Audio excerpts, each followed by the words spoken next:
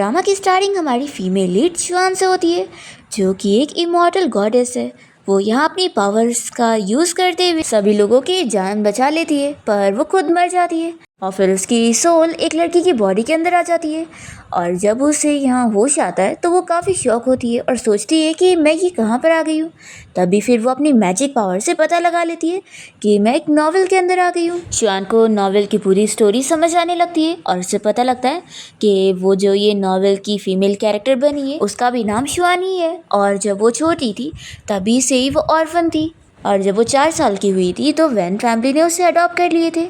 लेकिन उस फैमिली का अडॉप्ट करने का ये रीज़न था कि उनकी खुद की बच्ची बीमार थी और उसे खून की ज़रूरत थी, तो वो लोगों ने बस शुआन का खून लेने के लिए उसे अडॉप्ट करे थे। शुआन जब बड़ी हुई तो उसे इस बारे में पता चला कि उसकी अडॉप्टिव सिस्टर को खून देने के लिए उसकी फैमिली ने उसे अडॉप्ट करें, बस उसका यूज़ करने के लिए। तो शुआन ने अपनी अडॉप्टिव सिस्टर से रिवेंज लेने के लिए उसके क्रश फुयन को ड्रग देकर उसके साथ नाइट स्पेंड कर ली ताकि उसे शादी करने के लिए फोर्स कर सके। पर इस वजह से तो फुयन और उसकी फैमिली सभी लोग उसे पसंद नहीं करते। शुआन ये सारी स्टोरी सुनने के बाद सोचती है कि इस बंदी ने तो बस थोड़ा सा गुस्सा आने पर अपनी पूरी ज़िंदगी ही बर्बाद कर ली है। अब तभी हम देखते हैं कि शुआन के सामने उसका हस्बैंड फुयन बैठा होता है और वो उसे कह रहा होता है कि तुम्हें क्या लगता है कि तुम मुझे ड्रग दे दोगी तो मैं तुम्हें टच करूँगा? बिल्कुल भी नहीं। अब यहाँ पहले तो शुआन देखती है कि उसके सर पे से खून आ रहा होता है और उसे इतनी चोट लगी होती है कि उसे चक्कर आने लगते हैं, तो वो पहले तो मैजिक से अपने आप को ठीक कर लेती है। ये देखते हुए फुयन तो शॉक हो जाता है और सोचता है कि क्या मुझे इल्यूजन हो रहा है। अब शुआन जब यहाँ फुयन को देखती है तो उसके ऊपर उसे काले धुएं नजर आने लगते हैं और वो उसका फ्यूचर देखने लग जाती है और सोचने लगती है कि अभी जल्दी इसका बहुत बुरा एक्सीडेंट होने वाला है। वैसे तो ये मरने वाला नहीं है, लेकिन ये डिसेबल हो जाएगा। यानी ये सुनते ही उसे चिल्लाने लगता है कि तुम आखिर ये क्या बोल रही हो? शुआन कहती है कि आखिर मैंने कुछ बोली? तो फुयन काफ़ी शौक होता है कि इसने सच में अभी मुंह से कुछ नहीं बोली, तो क्या मुझे इसके मन की बातें सुनाई दी? शुआन से चिल्लाती है कि तुम आखिर मुझ पर गुस्सा कर रहे हो, मैं तुम्हारे ही अच्छा सोच रही थी। और फिर वो मन में सोचती है कि जाने दो, मुझे इसकी परवाह करने की ज़रूरत ही नहीं है। वैसे भी ये डिसेबल होने के 1 साल बाद खुद ही अपनी जान ले लेगा, तो ऐसे बंदे से तो मुझे पहले ही डिवोर्स ले लेना चाहिए। फुयन से कहता है कि तुम्हें क्या लग रहा है कि तुम ये सब नाटक करोगी और मैं तुम पर बिलीव करूँगा? बिल्कुल नहीं। वो तुरंत ही अपने असिस्टेंट को कॉल करके यहाँ पे आने के लिए बोलता है और फिर से कह देता है कि चुपचाप से तुम मुझसे डिवोर्स लेने के लिए मान जाना, फिर ही मैं तुम्हें कंपेंसेशन दूंगा, नहीं तो फिर याद रखना कि फिर तो तुम्हें और भी कुछ नहीं मिलेगा। तो शुआन तो तुरंत ही मान जाती है और कहती है कि मुझे इतना चाहिए। तो कहता है कि अच्छा 100 मिलियन ठीक है, मैं देने के लिए तैयार हूँ, लेकिन याद रखना कि फिर डिवोर्स के बाद तुम मुझसे दूर ही रहना। शुआन तो बहुत ही शौक हो जाती है और मन ही मन खुश होने लगती है कि मैं तो बस इसे 1 मिलियन मांग रही थी, पर इसने तो 100 मिलियन देने की बात कर दी है। अब तो इतने सारे पैसों से मैं बहुत ही अमीर होने वाली हूँ और फिर मैं उन पैसों से तो इससे काफ़ी यंग और क्यूट और हैंडसम हस्बैंड ढूंढ लूँगी। फुयन को तो इसकी ये सारी मन की बातें सुनकर बहुत ही गुस्सा आ रही होती है और फिर यहाँ पर शुआन तो खुश हुई जा रही होती है और फिर उसे हाथ आगे करके पैसे मांगने लगती है। तो वो गुस्से में कहता है कि तुम मुझसे दूर रहो और वो चला जाता है। तो शुआन को तो फुयन की रूड हरकत पे बहुत ही गुस्सा आ जाती है और वो सोचती है कि अभी बस मुझे इससे पैसे चाहिए, इसलिए अपने आप को कंट्रोल कर लेती हूँ। पर फिर वो गुस्से में फिर भी फुयन को किक कर देती है, तो वो इसे गुस्से में देखता है। शुआन कहती है कि गुस्सा मत हो, मैंने जानबूझ के नहीं करी। तो फिर वो इसे इग्नोर करके चला जाता है बाहर। तो शुआन भी उसके पीछे पीछे उसके साथ एलिवेटर में आ जाती है और वो एलिवेटर को देखते के साथ ही बहुत ही खुश होती है। पर फिर जैसे ही एलिवेटर नीचे जाने लगती है तो शुआन को काफ़ी डर लगने लगता है और वो सोचती है कि क्या यहाँ पर कोई मॉन्स्टर आ रहे हैं। वो तुरंत ही फुयन को पकड़ लेती है। तो यहाँ पर लिफ्ट में जो भी लोग होते हैं वो सब बातें करने लगते हैं कि ये लोग पब्लिक में हक कर रहे हैं। फुयन इसे गुस्से में कहता है कि दूर हो मुझसे। तो फिर वो कहती है कि आखिर तुम्हें क्या हुआ है, लगता है तुम पर ड्रग का असर चढ़ा हुआ है। वो तुरंत ही मैजिक से उसे ठीक कर देती है। पर फिर फुयन तो फिर से उसे बिना बातें करे हुए अपनी कार में जाके बैठता है और ड्राइवर से कहता है कि कार चलाओ। शुआन कहती है कि अरे मुझे भी तो साथ लो। फिर वो कार को तेज़ी में फॉलो करने लगती है और वो इतना तेज़ भागती है कि कार के साथ साथ चल रही होती है। तो फुयन काफ़ी शौक हो जाता है और अपने ड्राइवर को कार रोकने के लिए बोलता है और फिर वो शुआन को चिल्लाने लगता है कि आखिर तुम मेरा पीछे क्यों कर रही हो, देखो अगर ऐसी हरकत करोगी ना तो फिर मैं 100 मिलियन तुम्हें कंपेंसेशन नहीं दूंगा। शुआन मान जाती है कि ठीक है मैं फॉलो नहीं करूँगी, लेकिन तुम मुझे अंदर बैठने दो। और वो तुरंत ही आके बैठ जाती है और फिर कार को एक्सपीरियंस करके बहुत ही खुश हो रही होती है कि ये तो मेरे ज़माने से अच्छा वाला कैरियज है। फुयन इसकी मन की बातें सुनकर बहुत ही शौक हो रहा होता है कि आखिर इसे हुआ क्या है। फिर शिवान के नीचे उसका फ़ोन आ गया होता है, तो फुयन कहने लगता है कि मेरा फ़ोन उठा कर दे दो। शिवान समझ ही नहीं पा रही होती है, तो फुयन अपना फ़ोन उठाने के लिए खुद उसके पास आता है। तो शिवान जैसे ही उसे इतना पास देखती है तो वो शॉक हो जाती है और तुरंत ही उसे थप्पड़ लगा देती है। तो फुयन गुस्से में चिल्लाता है। शिवान कहती है कि अब जब हमारा डिवोर्स होने जा रहा है तो तुम मेरे नज़दीक क्यों आ रहे थे? तुम ही ने मुझे सेड्यूस किया। फुयन कहता है कि सारी गलती तुम्हारी है, तुम ही ने पहले मुझे ड्रग दी थी। शिवान सोचती है कि ये बंदा इतना गुस्से वाला है, पता नहीं इस लड़की ने आखिर इससे शादी करी भी कैसे थी। फिर इतने में ड्राइवर अंकल यहाँ शिवान को समझाने लगते हैं कि मैडम आप प्लीज़ बॉस पर इतना गुस्सा मत हो, ये इतने बुरे भी नहीं है। तो शिवान कहती है कि आप कितने अच्छे इंसान हो। फिर शिवान तुरंत ही इस ड्राइवर अंकल को देखते हुए उनके बारे में सब कुछ जान जाती है और उन्हें बताने लगती है कि एक्चुअली आपकी वाइफ आपको चीट कर रही है और आपकी जो बेटी है ना वो भी आपकी सगी बेटी नहीं है। फुयन नहीं सुनते के साथ ही शिवान को चिल्लाता है कि तुम क्या बकवास कर रही हो, ड्राइवर अंकल इतने अच्छे हैं और उनकी वाइफ भी उनके साथ बहुत ही अच्छे से है, तो आखिर तुम उनके बारे में कुछ भी कैसे बोल सकती हो। देखो मैं अब तुम्हारी ये सारी बकवास और नहीं सुनने वाला हूँ, अब भी तुम कार से बाहर निकलो। शिवान कहती है कि ठीक है चली जाऊंगी, लेकिन उससे पहले मुझे मेरे 100 मिलियन दे दो। देखो दे दो, मैं सच बोल रही हूँ, मैं कल डिवोर्स के लिए तुम्हारे साथ चलूंगी और अब मैं अपना प्रॉमिस नहीं तोड़ूंगी।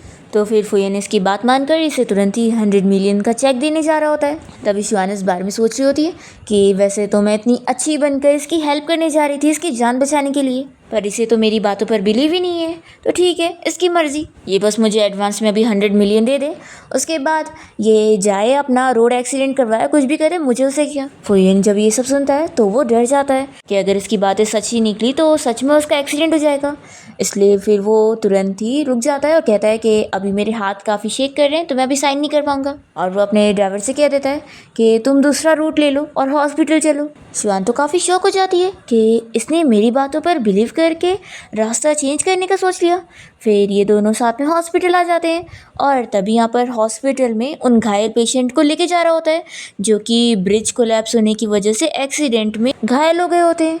फुयन ये देखने के बाद सोचता है कि शिवान ने बिल्कुल सही सोची थी, उसकी सोची हुई बातें सच हो गई, एक्सीडेंट तो हो ही गया और इसकी वजह से मेरी जान बच गई। फिर ड्राइवर भी ये सब देखते हुए शिवान से पूछने लगता है कि मैडम क्या आप सच में फॉर्च्यून पता कर सकती हो। तो फिर शिवान उसे बताने लगती है कि तुम्हारी वाइफ सोच रही है कि तुम ओवर टाइम वर्क करने वाले हो, इसलिए वो अपने उस नेबर को घर बुलाई हुई है और वो पीठ पीछे तुम्हारे अफेयर चला रही है, तो तुम अभी घर जाओगे तो उसे रंग के हाथ पकड़ लोगे और साथ ही तुम अपनी बेटी का डीएनए टेस्ट करके पता कर सकते हो कि वो तुम्हारी नहीं बल्कि किसी और की बच्ची है। तो ड्राइवर ये सुनते ही चला जाता है इस बारे में पता लगाने के लिए और फिर फुयन भी यहाँ शिवान से पूछने लगता है कि क्या तुम सच में लोगों का फॉर्च्यून बता सकती हो। तो फिर शिवान कहती है कि हाँ मैं तुम्हारा फॉर्च्यून बता सकती हूँ, तुम बस मुझे पैसे दो और मैं तुम्हें बता दूंगी। तो फिर ये कुछ नहीं कहता और अपना डॉक्टर से जाके चेकअप करवाने लगता है। तभी शिवान की नज़र जाती है उसके हाथ पर और फिर उसे पता लगता है कि मेरी और इसकी शादी का धागा जुड़ा हुआ है, यानी कि अब 1 साल तक मैं इससे दूर नहीं हो सकती हूँ। फिर डॉक्टर फुयन को ड्रग का इंजेक्शन देने के बाद चला जाता है। तभी शिवान से क्लियर करने लगती है कि तुम मुझे ऐसे क्या देख रहे हो, देखो मैंने तुम्हें कोई ड्रग नहीं दी थी और इसके पीछे कोई और मास्टरमाइंड है। तो फिर वो कहता है कि अगर तुम नहीं हो तो कौन है। इतने में ड्राइवर अंकल रोते हुए यहाँ पर पहुँच जाते हैं और शिवान से कहने लगते हैं कि मैडम आपने बिल्कुल सही कहा था, मेरी बेटी मेरी सगी बेटी नहीं निकली, डीएनए टेस्ट के बाद पता चल गया कि वो मेरे बाजू वाले नेबर वांग की बेटी है और मेरी वाइफ उसके साथ मिलकर मुझे चीट कर रही थी। तभी ये सब सुनते हुए फुयन तो काफ़ी शौक होता है और शिवान को ऐसे देखने लगता है। शिवान कहती है कि तुम लोग मुझे ऐसे क्या देख रहे हो। फुयन सोचता है कि यानी इसने जो मेरी बारे में भी बोली थी वो सब भी सच होगा, यानी ये जो कह रही है कि एक दिन मेरी कंपनी बैंकक्रप्ट हो जाएगी और मेरी बुरी तरीके से मौत होगी, क्या ये सब भी सच होगा। फिर तभी यहाँ पर फुयन का छोटा भाई और उसकी मॉम पहुँच जाते हैं और फुयन का भाई यहाँ पर उसे कहने लगता है कि भाई इस लड़की की वजह से आपको कितनी चोट आ रही है, आप प्लीज़ इसे जल्द से जल्द डिवोर्स दे दो। तभी शिवान उसके भाई को देखते हुए सोचने लगती है कि ये बेचारा तो जल्द ही मरने वाला है, वो भी बहुत ही बुरी तरीके से। तभी शिवान की मन की बातें उन लोगों को भी सुनाई दी जाती है और फिर फुयन का भाई ली शिवान को चिल्लाने लगता है कि तुम मेरे बारे में कैसी बातें कर रही हो। तो शिवान कहती है कि क्या बकवास कर रहे हो, मैंने कुछ बोली ही नहीं। और फिर वो यहाँ पर फुयन की मॉम के बारे में भी सोचने लगती है कि वो कितनी बेचारी है। धीरे धीरे उनकी बीमारी बढ़ती जा रही है और जब उनका लास्ट स्टेज आएगा तब उनको पता चलेगा कि अब तो वो कैंसर की वजह से मरने वाली है। फुयन की मॉम शुआन की मन की बातें सुनकर उसे चिल्लाने लगती है कि पहले तुमने मेरे बेटे को कर्ज करी और अब मुझे कर्ज कर रही हो। शुआन कहती है कि मैंने कुछ भी नहीं बोली हूँ, आप लोग बकवास मत करो। और फिर वो मन में जो भी सोची जा रही होती है उसे सुनकर ये लोग शॉक होते हैं और समझ जाते हैं कि शुआन की मन की बातें उन्हें सुनाई दे रही है। तभी शुआन यहाँ पर फुयन की मॉम को समझाने लगती है कि घर पर आपकी सिस्टर ने आपके लिए चिकन सूप बनाई होगी, लेकिन आप उसे बिल्कुल मत पीना क्योंकि वो आपको बीमार करने के लिए उसमें जहर मिला रही है। फुयन की मॉम पहले तो सोचती है कि आखिर ऐसा कैसे हो सकता है।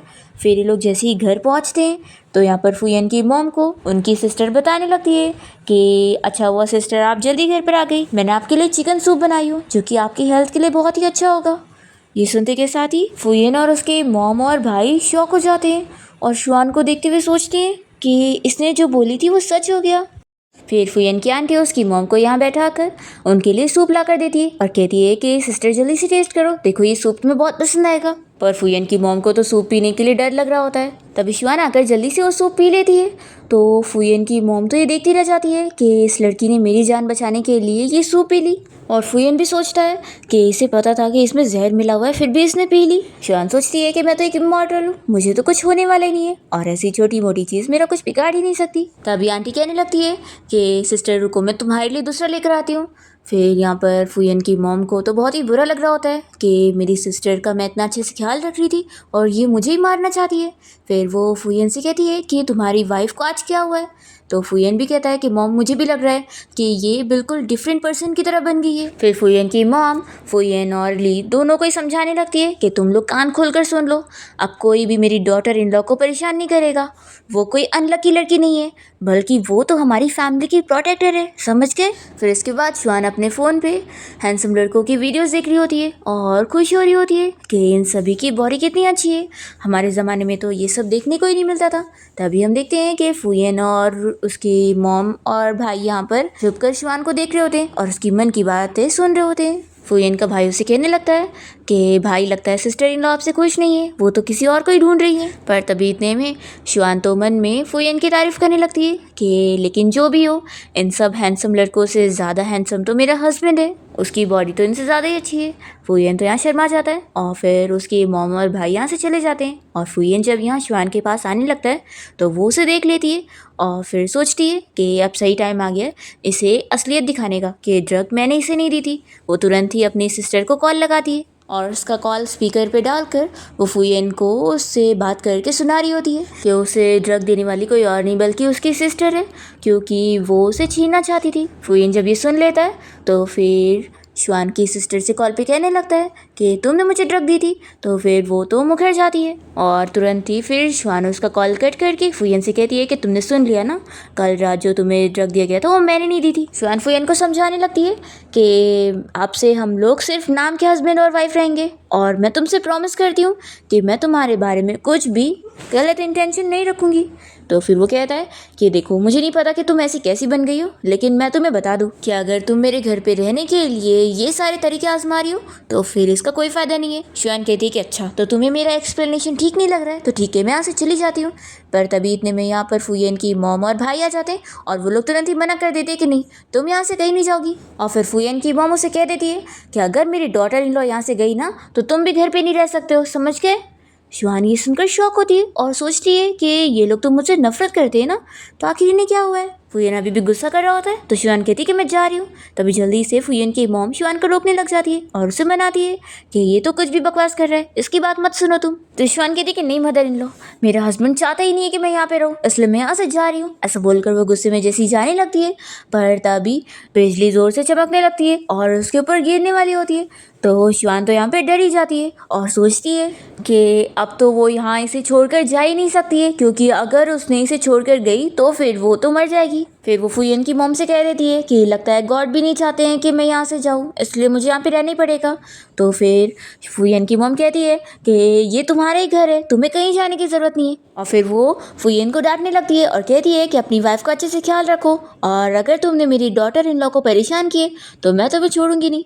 जाओ इसे रूम में लेके जाओ और इसे रेस्ट करने दो, और हाँ मेरी डॉटर इन लॉ के लिए अच्छे अच्छे ड्रेस भी खरीद के लेकर आना। फुयन नहीं सुन रहा होता है तो फिर उसकी मॉम बीमार होने का नाटक करने लगती है। तो फिर फुयन मान जाता है कि ठीक है मॉम, मैं आपकी बात सुनूंगा। और फिर वो श्वान से कहता है कि तुम चल रही हो ना। तो वो कहती है कि हाँ, और मन में सोचती है कि बस अपने आप को ज़िंदा रखने के लिए यहाँ पर मुझे इस बुरे हस्बैंड के साथ रहना पड़ेगा, इसका मुंह देखकर। फिर फुयन और श्वान जैसी रूम के बाहर पहुँचते हैं तो फुयन इसका फ़ोन लेकर ऐप डिलीट कर देता है और उसे मना करता है कि तुम याद रखो कि तुम अब एक मैरिड लड़की हो और तुम ऐसे हैंडसम लड़कों की वीडियोस नहीं देख सकती। तभी श्वान मन में सोचने लगती है कि वैसे ये हैंडसम तो है, लेकिन बस इतना ज़्यादा ही ओल्ड हो गया है और ओल्ड वाली हरकतें भी करता रहता है। जैसे ही फुयन ये सुनता है तो वो तुरंत ही अपने शर्ट के बटन खोलकर अपनी बॉडी दिखाने लगता है। तो फिर श्वान तो बहुत ही खुश हो जाती है और उसे टच करने लग जाती है। तो फुयन तुरंत ही मना करता है कि तुम मुझे ऐसे टच नहीं कर सकती हो।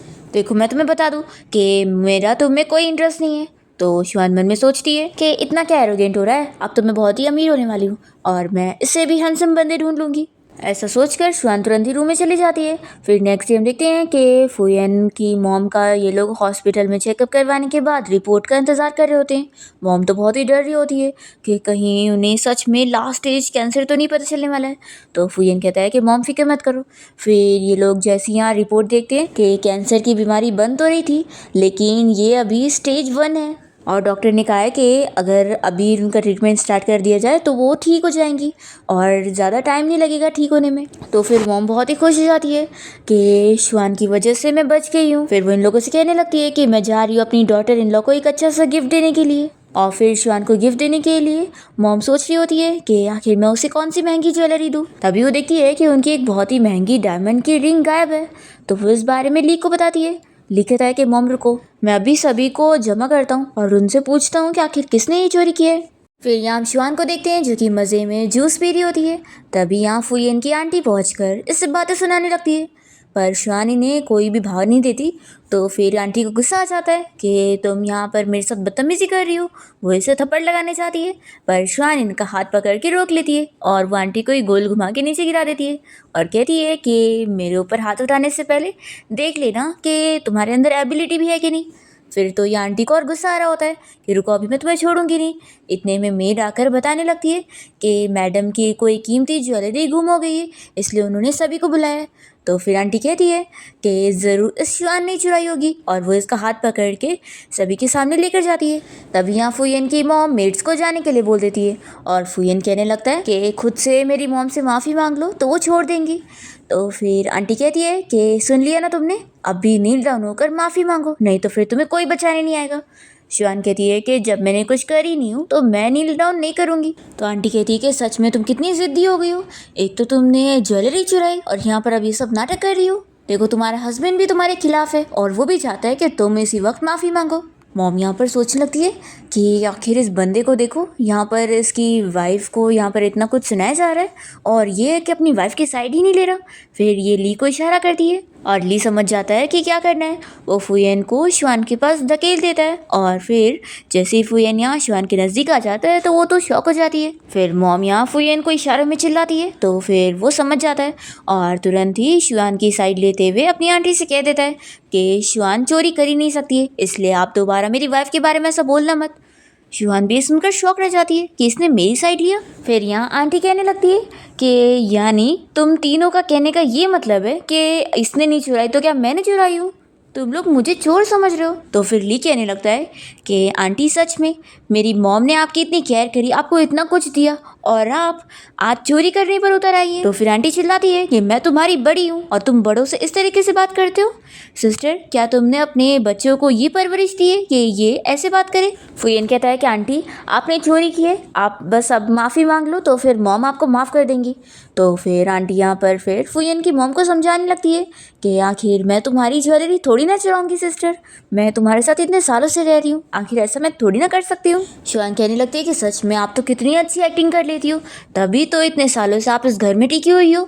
तो फिर आंटी को गुस्सा आ जाता है और वो श्वान को बातें सुनाने लगती है और फिर उसे मारने के लिए भी आगे बढ़ती है। तो फुयन यहाँ पर फिर श्वान को प्रोटेक्ट करता है और इन्हें चिल्लाता है कि मेरी वाइफ को आप ऐसे हाथ नहीं लगा सकती है। तो फिर आंटी फुयन को भी चिल्लाकर उसे बातें सुना रही होती है। शिवान को ये सुनकर गुस्सा आता है और वो आंटी को चिल्लाती है कि आखिर आप मेरे हस्बैंड को ऐसे चिल्ला कैसे सकती है?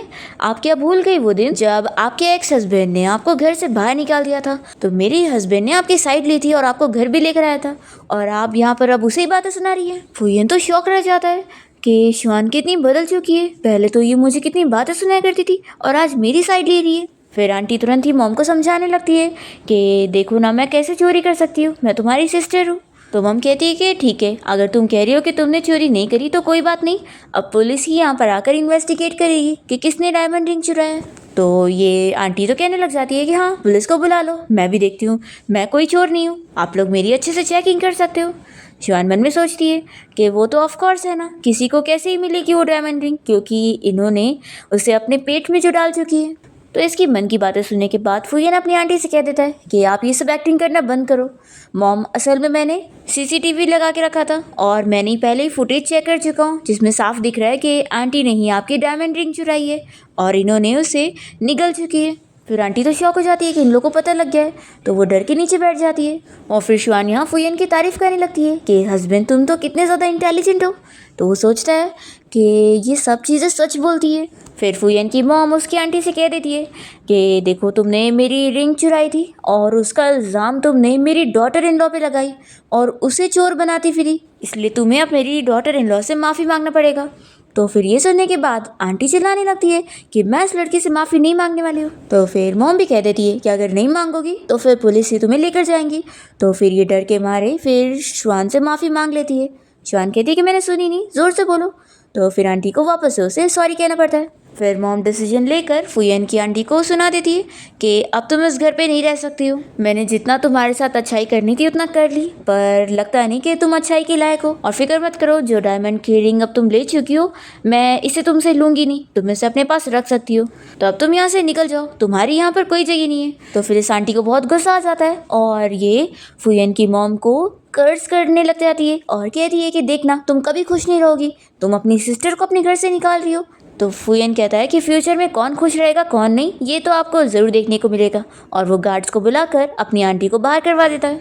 और फिर उसके बाद फुयन यहाँ शिवान को थैंक्स करने लगता है। शिवान कहती है कि तुम मुझे क्यों थैंक्स कर रहे हो।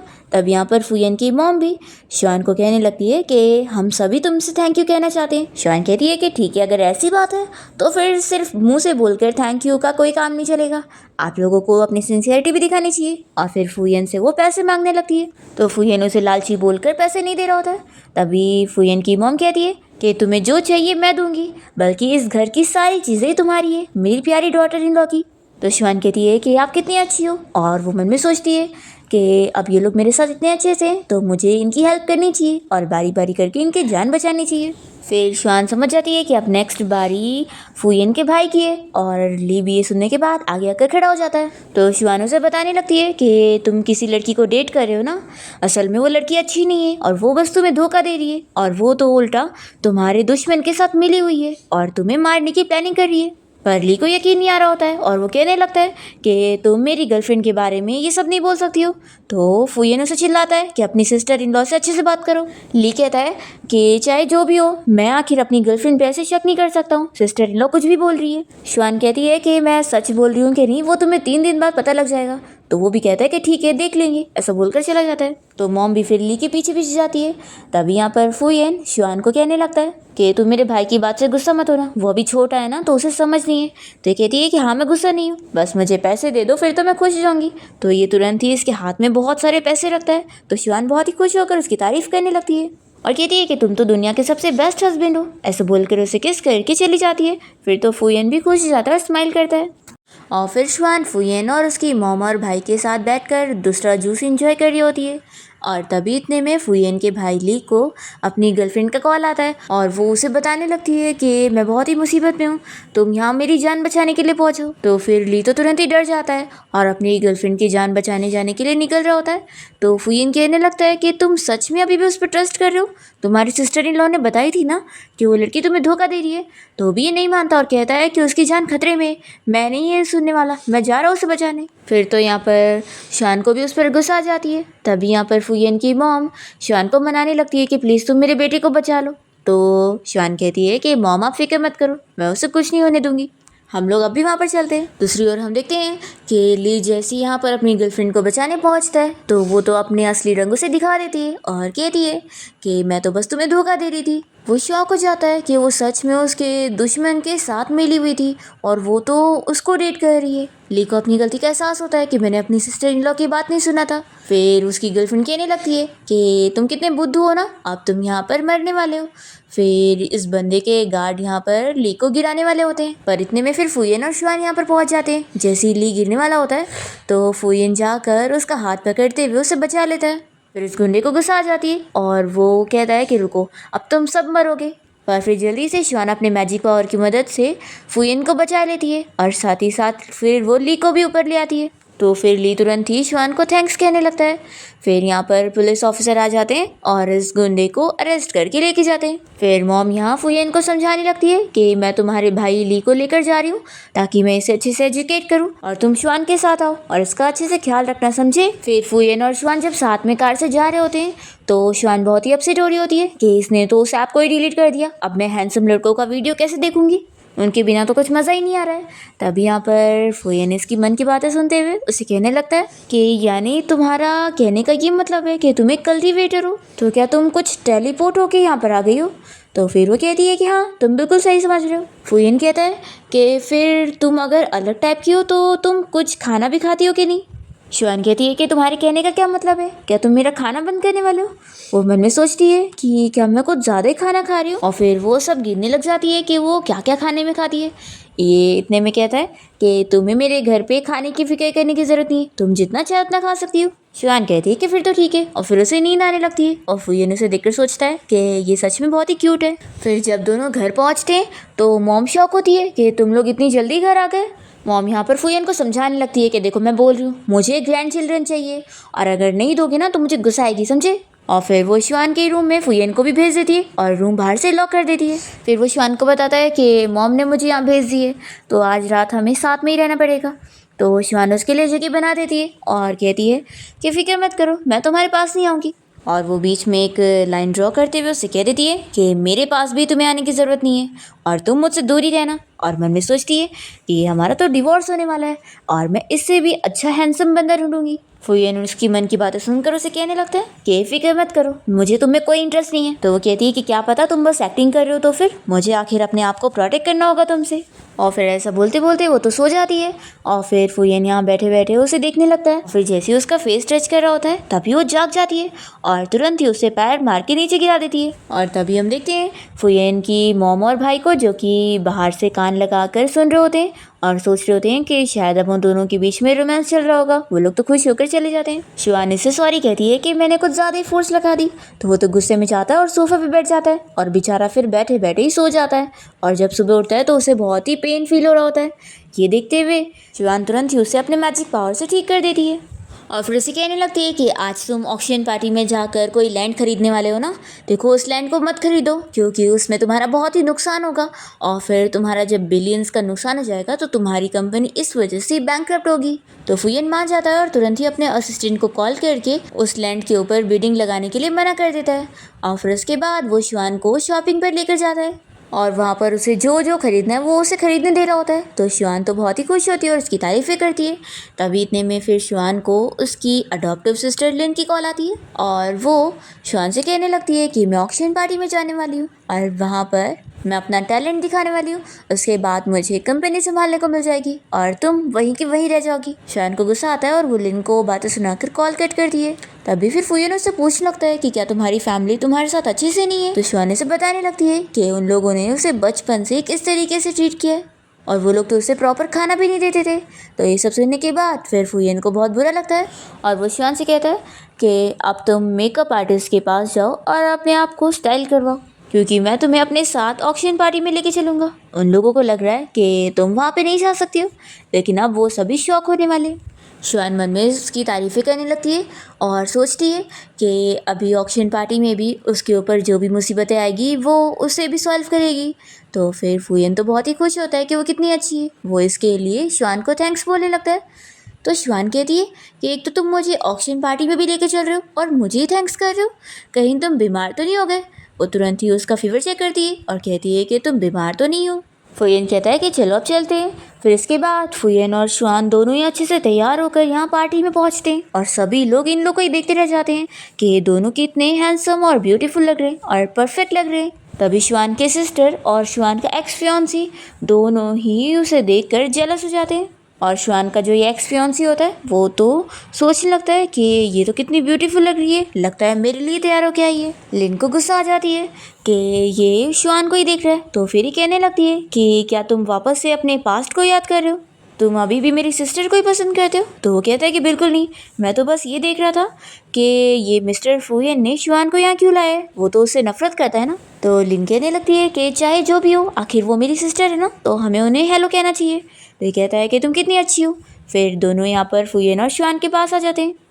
तो इन लोग को देखते ही शुआन तो गुस्सा हो जाती है और फुयन से कहती है कि हम लोग चलते हैं। तो शुआन का ये एक्सपेंसी मैंग उससे कहने लगता है कि लगता है तुम यहाँ पर मेरे लिए आए होंगी। तो शुआन उससे क्लियर करती है कि देखो मेरा हस्बैंड तुमसे कई गुना ज़्यादा हैंडसम है, तो मैं यहाँ पर तुम्हारे लिए आऊँगी, तुमने सोचा भी कैसे। तो फिर लिन कहने लगती है कि सिस्टर आखिर तुम मैंग के बारे में ऐसा कैसे बोल सकती हो, तुम भूल गई कि तुम कैसे मैंग के पीछे पड़ी हुई थी।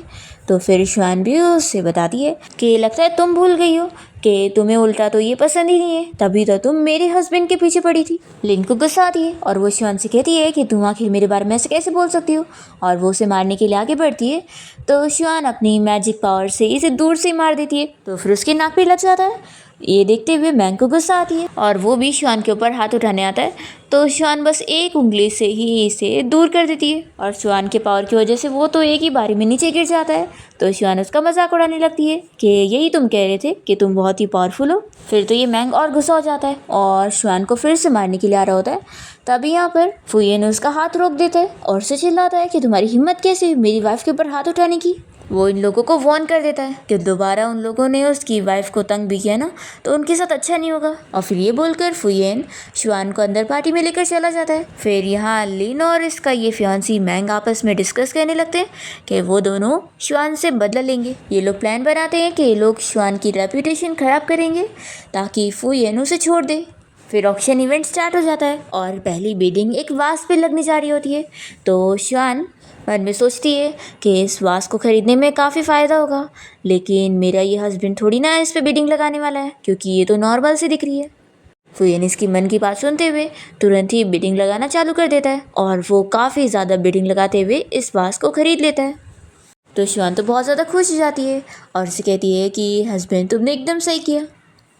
पर तभी लिन इसका मजाक उड़ाने लगती है और कहती है कि सिस्टर तुमने फुयन के पैसे ऐसे फालतू चीज़ में खर्च करवा दी और ये वास तो किसी काम का भी नहीं है। शुआन उसे कहती है कि अगर ये काम का नहीं होता तो मैं इसे लेती भी नहीं, पर फिर भी लिन नहीं मानती और उसे शर्त लगा लेती है और कहती है कि चलो मास्टर से ही पूछ लेते हैं, फिर अगर तुम हारी तो तुम सभी के सामने मुझसे नील डाउन करके माफ़ी मांगोगी। तो शुआन भी उस शर्त के लिए मान जाती है और फिर लिन जब यहाँ मास्टर को उठाकर उन्हें टेस्ट करने का 5 मिलियन देते हुए इस एंटीक के बारे में पता करने के लिए बोलती है, तो वो तो तुरंत ही बता देते हैं कि ये तो असली है और बल्कि बहुत ही महंगा जाने वाला है। फिर ये तो प्रूव हो जाता है कि शुआन ने तो बेस्ट ली थी और यहाँ पर लिन की बेइज्जती हो जाती है। शुआन कहते हैं कि चलो अब बारी तुम्हारी है माफ़ी मांगने की। तो फिर लिन को बेइज्जती के डर से यहाँ पर माफ़ी मांगना ही पड़ता है और मैंग को इस पर और गुस्सा आ जाती है कि सभी के सामने इसने बेइज्जती करवा दी।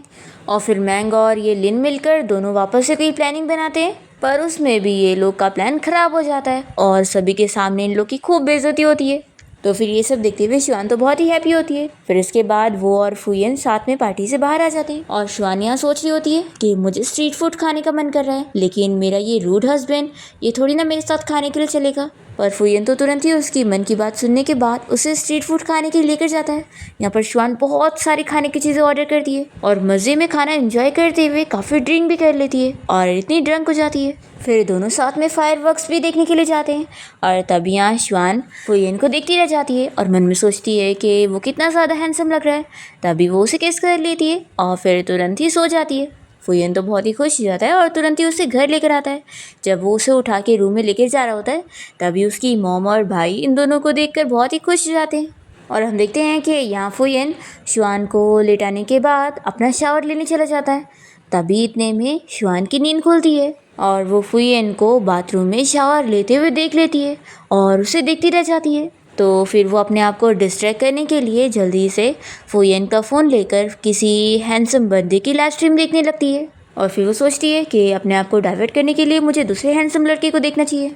वो किसी फेमस एक्टर का लाइव स्ट्रीम देख रही होती है और तभी उसे बहुत सारे पैसे भी ट्रांसफ़र कर देती है। तो सभी ऑडियंस इस बारे में बातें करने लगते हैं कि मिस्टर फुयेन ने आखिर इस एक्टर को इतने पैसे क्यों दिए। लगता है दोनों के बीच में अफेयर चल रहा है, यानी दोनों गे हैं। हम देखते हैं कि शुआन तो पैसे देने के बाद सो चुकी होती है और तभी फुयेन जब यहाँ रूम में आता है तो वो देखता है कि शुआन तो मज़े में अभी भी सो रही होती है। फिर ये बस उसका हाथ पकड़ता है। फिर नेक्स्ट मॉर्निंग फुयेन का भाई मॉम को इस बारे में बताता है कि मॉम देख लो न्यूज़ में क्या चल रहा है। कल रात भाई ने किसी फेमस एक्टर को इतने सारे पैसे दे दिए कि अब दोनों के बीच में अफेयर के रूमर्स फैल गए और सभी लोग अब कह रहे हैं कि भाई एक गे है। मॉम कहती है कि ऐसा थोड़ी ना हो सकता है, कल तुमने देखा नहीं कि तुम्हारा भाई कैसे तुम्हारी सिस्टर इन लॉ के साथ रूम में गया था। पर फिर मॉम को भी थोड़ा बहुत शक होने लगता है कि लेकिन अगर ये बात सच हुई तो। तभी इतने में फुयेन आया होता है तो उसे देखकर मॉम कहती है कि क्या तुम एक्सप्लेन नहीं करना चाहोगे कि ये क्या चल रहा है न्यूज़ में। तो फिर फुयेन बताता है कि मॉम असल में ये सब शुआन ने करी है। कल रात वो इतनी ड्रंक थी कि उसने मेरे फ़ोन से उस एक्टर को पैसे दे दी, जिसके बाद अब ये न्यूज़ बन गई। तो फिर मॉम फुयेन को और चिल्लाती है कि ये सब अब तुम्हारी वजह से हुआ है, तुम्हारी वजह से ही तुम्हारी वाइफ ने तुम्हारे अंदर इंटरेस्ट खो दी, तो ही तो उसे किसी और बंदे की वीडियो देखनी पड़ी ना, सब तुम्हारी वजह से हुआ है। तो अभी शुआन भी यहाँ सोकर उठने के बाद रूम से बाहर आती है और वो इन लोगों से पूछती है कि क्या चल रहा है। फुयेन कहता है कि क्या तुम भूल गई हो कि कल रात तुमने क्या करी। तो शुआन मन में सोचती है कि कहीं ऐसा तो नहीं कि इसकी ब्यूटी का मैंने कल रात फ़ायदा उठा लिया। इसकी मन की बातें सुनकर फुयेन ऑकवर्ड फील करता है और उसका भाई तो मन ही मन हंसने लग जाता है। फुयेन यहाँ इसे बताता है कि तुमने कल रात मेरे फ़ोन से एक एक्टर को 10 मिलियन ट्रांसफ़र कर दी। तो शुआन मन में सोचती है ये सब गलती इसकी है। मुझे याद आया कि कल रात मैंने इसे शावर लेते हुए देख ली थी। आखिर क्यों ये अपनी हैंडसम बॉडी मुझे दिखा रहा था, उसकी वजह से मुझे अपने आप को डिस्ट्रैक्ट करने के लिए ऐसा करना पड़ गया। तभी इतने में इन लोग के घर पे वही एक्टर पहुंच जाता है और इन लोग को चिल्लाने लगता है कि फुयेन ने उसकी इमेज खराब कर दी है। अब सभी लोग बातें कर रहे हैं कि वो भी गे है। तो फिर यहाँ ली से समझाने लगता है कि देखो तुम गुस्सा मत हो, असल में ये काम मेरे भाई ने नहीं किया है। तो भी ये नहीं मान रहा होता है। तो फिर ली कहने लगता है कि एक्चुअली मेरी सिस्टर इन लॉ ने ये गलती से कर दी है और देखो वो एक बहुत बड़ी फॉर्च्यून टेलर है। तुम यहाँ पर आओ और उनसे अपनी फ्यूचर के बारे में पता कर लो, देखना सब कुछ सही हो जाएगा फिर। तो फिर ये मान जाता है और घर पर आने के बाद शुआन से बातें करने लगता है। तो फुयेन कहता है कि ठीक से बात करो, ये मेरी वाइफ है, इसे सिस्टर इन लॉ बोलो। तो फिर ये एक्टर कहता है कि क्या पता तुम लोग सिर्फ नाम के हस्बैंड वाइफ होंगे तो फिर। तो फुयेन को तो गुस्सा आ रही होती है। शुआन तभी मन में सोचती है कि वैसे ये बंदा सच में कितना ज़्यादा हैंडसम है, वीडियो से ज़्यादा तो रियल में और हैंडसम लग रहा है। फुयेन सुनकर जेलस हुए जा रहा होता है और तभी यहाँ पर ये बंदा शुआन से कहता है कि हम लोग अपना नंबर एक्सचेंज करते हैं। तो शुआन तुरंत ही उसे अपना नंबर दे रही होती है। ये देखकर फुयेन मना करने लगता है, पर तब तक तो वो लोग नंबर एक्सचेंज कर चुके होते हैं और शुआन सोच रही होती है कि आखिर ये मेरा रूड हस्बैंड चाहता क्या है। तभी ली यहाँ अपने भाई फुयेन को शांत करता है। फिर शुआन इस एक्टर को उसका फॉर्च्यून बताने लग जाती है और वो उसे उसकी फैमिली प्रॉब्लम्स के बारे में सब बताती है कि कैसे वो सॉल्व होगी। तो फिर वो वैसी करता है और अपने डैड की जान भी बचा लेता है और उनकी प्रॉपर्टीज़ भी। और यहाँ पर फिर वापस आकर शुआन को थैंक्स करने लगता है। और जब दोनों यहाँ इतनी सारी बातें कर रहे होते हैं तो ली ये सब देखते हुए फुयेन को कॉल करके कहने लगता है कि भाई देख लो, वो बंदा तो सिस्टर इन लॉ का पीछा ही नहीं छोड़ रहा है और मुझे तो लगता है कि जल्द ही सिस्टर इन लॉ आपको छोड़कर चली जाएगी और उसकी वाइफ बन जाएगी, इसलिए आपको कुछ करना ही होगा। सिस्टर इन लॉ को हैंडसम लड़के पसंद है तो आप क्यों ना अपनी बॉडी उन्हें दिखाए और उन्हें सेड्यूस करे, तो फिर वो कहीं नहीं जाएंगी। तो फुयेन को ये आइडिया पसंद आता है। रात में जब शुआन रूम में आती है तो फुयेन यहाँ अपने शर्ट के बटन खोल कर बैठा होता है। जैसे यहाँ पर शुआन पहुँचती है तो वो तो इसे देखती रह जाती है और यहाँ पर फुयेन उसे कहता है कि वाइफ तुम चाहो तो मुझे टच भी कर सकती हो, और वो उसे टच करने देता है और कहता है कि बस अब तुम दूसरे लड़कों को गिफ्ट देना बंद कर दो। शुआन मन में सोचती है कि तुम्हें आखिर इतना हैंडसम बनने की क्या ज़रूरत है, आफ्टर ऑल मैं तुमसे डिवोर्स तो लेके रहूँगी और मैं कोई और हैंडसम बंदा ढूंढ लूँगी। तो फिर ये सुनने के बाद फुयेन तो यहाँ पर बहुत ही ज़्यादा गुस्सा हो जाता है और जल्दी से शर्ट का बटन भी बंद कर लेता है। पर यहाँ पर तो शुआन को कुछ फ़र्क ही नहीं पड़ता। फिर नेक्स्ट टाइम देखते हैं कि फुयेन की मॉम यहाँ पर अपनी बेटी के लिए रो रही होती है। तो शुआन पूछती है कि क्या हुआ है। तो यहाँ पर फुयेन फिर उसे अपनी सिस्टर के बारे में बताता है कि आज उसका बर्थडे है और वो घर छोड़कर चली गई थी, इसलिए मॉम उसे मिस कर रही है। तभी यहाँ पर शुआन को पता लग जाता है और वो मन में सोचती है कि इनको अभी रोने की ज़रूरत नहीं है, इनकी बेटी यहाँ पर अपने बच्चे के साथ आ रही है। फिर जैसे यहाँ पर फुयन की बहन अपने बच्चे को लेकर पहुँचती है तो वो अपनी मॉम से मिलकर खुश होती है। और तभी यहाँ पर शुआन से देखकर भी सब जान जाती है कि उसके साथ कितना बुरा बुरा हुआ है और आगे भी उसका हस्बैंड उसे मारने की प्लानिंग कर रहा है। और इवन ये जो बच्चा है ये भी उसका नहीं है बल्कि उसके हस्बैंड और उसकी मिस्ट्रेस का है और वो लोग इसे धोखा दे रहे हैं। फुयन की बहन को भी ये सारी बातें सुनाई दे रही होती है तो वो तो गुस्सा होने लग जाती है कि लड़की मुझे कर्ज करना चाह रही है। पर तभी यहाँ पर फुयन उसे बताता है कि वो जो भी सोचती है वो सच होता है और हम सभी को उसकी मन की बातें सुनाई देती है। तो फिर यहाँ पर ये लोग इस बच्चे का डीएनए टेस्ट करवाते हैं और फिर यहाँ पर फुयन की बहन को भी इस बारे में शौक लगता है कि ये असल में उसका बच्चा है ही नहीं। फुयन की मॉम को भी इस बात का बहुत ही बुरा लग रहा होता है कि उनकी बेटी को उसका हस्बैंड कितने बुरी तरीके से ट्रीट कर रहा है। तभी यहाँ पर शुआन मन में प्लानिंग बनाती है कि वो उन लोगों से फुयन की बहन का बदला लेगी। फिर वो इन लोग को अपना प्लान बताती है और कहती है कि हम उन्हें पार्टी में बुलाते हैं और फिर सभी के सामने उनकी पोल खोल देते हैं। फुयन की बहन भी इसके लिए मान जाती है क्योंकि उसका हस्बैंड सच में उसके साथ अच्छे से नहीं है।